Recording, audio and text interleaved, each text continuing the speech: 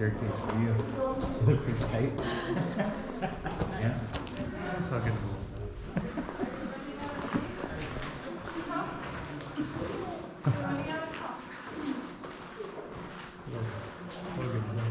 I don't want to do that. Makes it worse.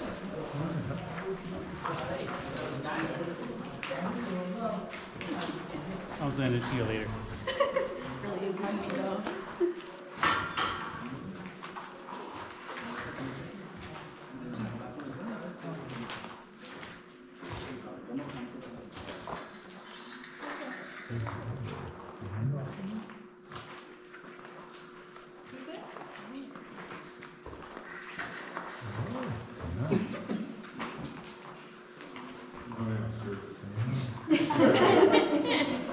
Do you know, it's one of my favorite things about being down here is teenagers can't be distracted by like TikTok and Snapchat. It's so great. It's wonderful. We did have Wi-Fi internet down here at one point in time when the physics labs were still operational. Not down here, but back at Shaft Station. But they have since emptied out those physics labs and they no longer have Wi-Fi. It's still enabled, I think, or possible.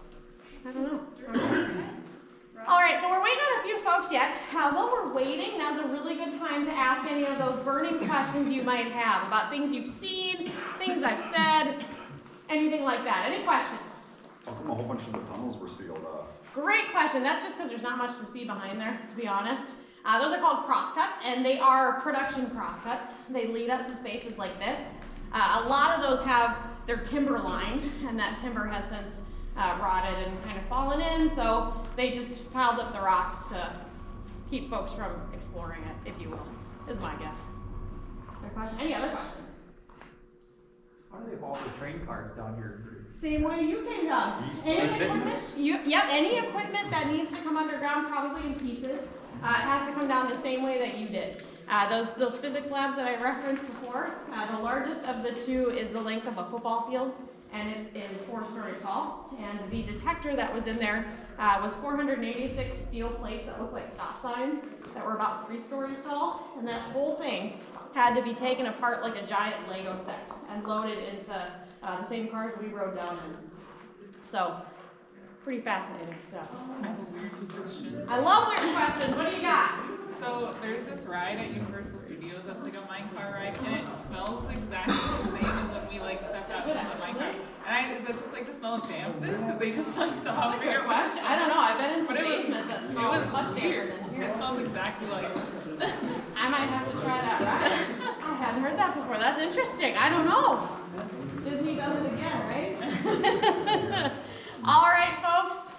So I usually like to kick things off at this moment with a little mining vocabulary lesson for everybody, just so you understand what I'm talking about as I describe things. All right? You rode in a cage down a shaft. All right? You traveled in a drift to get out to this space that we're currently in. All right? All those openings on the side of the tracks are called crosscuts. And most of them have raises, vertical raises at the end of them that lead up to a space like this. Okay?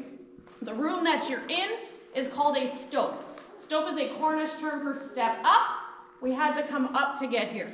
Now there's a very important reason why we are going half a mile below the surface, drilling our tunnels out and then mining up. And that's because the earth provides us with a free resource. What is it? Gravity. You got it. We use gravity as often as we can throughout this process. Now, we give tours on this level because where you're standing, this is a relatively young stope, if you will, all right?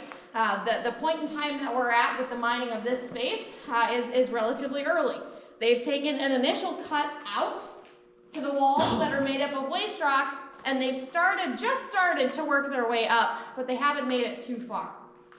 Now that means that all of the iron in this room is not at your feet, it's up above you, okay? The ceiling in a room like this is called the back.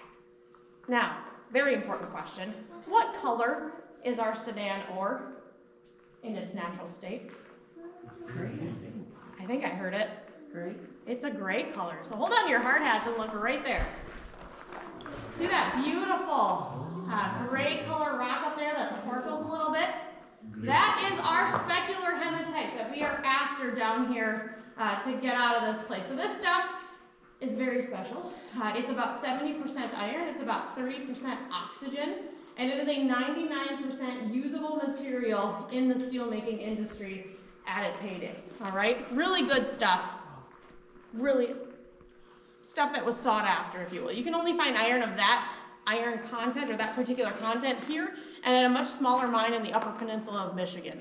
Okay, really pure stuff. Questions so far? Why here? Say it again. Why here? Why here? That is such a good question. It's a very long story. I have to go back to the I'm beginning. sorry. No, that's good. I love it. It's an important part of the story, right? We'll go back to the mid-1800s. Anybody know what was happening in Minnesota in the mid-1800s? They weren't after hematite. What were they after? Timber. Gold. There was timber and there was logging. There was, of course, fur trading was the big thing that was happening up here. But they were after gold. Now it turns out, in the time of the Minnesota Gold Rush, the only folks that really made a lot of money would have been the companies selling equipment to our gold miners. All right, there wasn't a whole lot of gold to be found, but the native people in this area showed a gentleman by the name of Stone. Ironic, right? This stuff sticking out of the ground up on the surface. Now he realized, he took samples, he realized the quality of this stuff, how great it would be for steel making, but he couldn't find an investor for decades. Eventually, a guy by the name of Charlemagne Tower comes into the picture, and he is a railroad guy. He's up there with the Carnegies and the Rockefellers, one of those guys, okay? And he took a risk on opening up this particular mine. Now, he had to acquire the land somehow, right? And let's just say that the way he acquired the land was not the most legal of ways to acquire land. Are you familiar with the Homestead Act? Okay, so he found a bunch of people that were willing to come out here and homestead and improve the land by cutting down a few trees every now and then, all right? And then they sold it to Tower at a decent price. So he did not, they made money, but he did not acquire this land legally, of course. But they did determine that it was actually the oxygen content in this ore that was going to be very useful for steel making.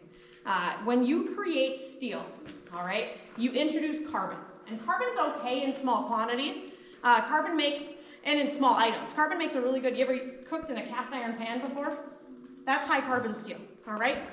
Really nice, you know, it makes the temperature really consistent, things like that. But when you're creating steel at a time that our country isn't just, you know, cities aren't just moving out, they're starting to move up, you need a lower carbon steel product because high carbon steel, the larger it gets, the more brittle it gets.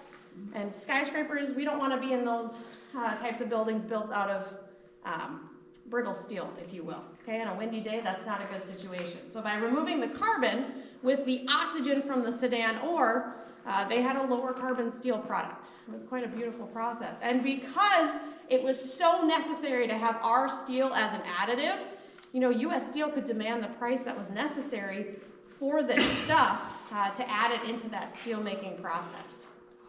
All right? Again, a very long-winded answer to your question. Does that help a little bit? I hope. Any other questions? What are these log cabin looking structures? Log cabin looking structures. Let's go gather around this one.